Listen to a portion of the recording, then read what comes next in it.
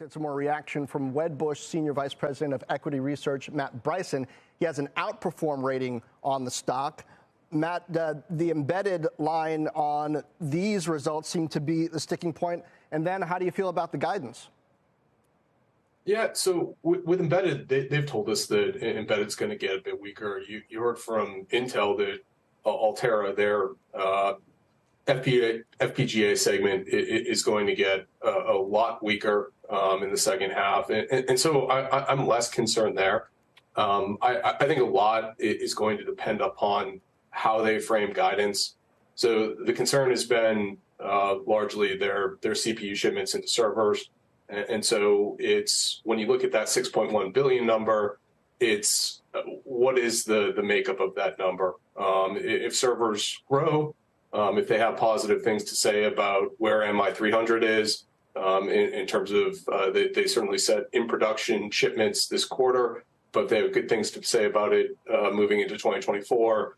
I think that will allay a lot of concerns. Is this a sort of situation where we could see this stock move around quite a bit after hours based on that conference call commentary? I mean, I know that investors have been punishing stocks during this cycle for even a little bit of bad news, but AI is such an important story in the market this year, and AMD's got quite a bit to say about it.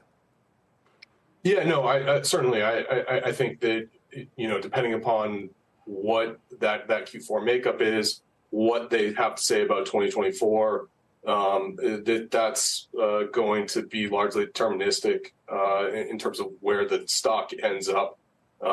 Again, more positive comments around AI because it is so important, more color around what's going on in the standard server market, particularly if that's getting better or they can offer some hope that that gets better early in 2024. I think that would be viewed positively by the street. What about AI for clients? We just heard from Apple overnight. They've got new M3 chips that are going across their Mac line, and they gained a whole lot of share over the past couple years with this M series chip that they've got. Do we need to see that from AMD, more specifics on when their heterogeneous computing strategy is going to show up even more in clients? I think with AMD, it's a little bit less important in the sense that it certainly is important that they have a strategy, just as it's important that Intel has a strategy. But both of those companies are very tied to what Microsoft is able to offer.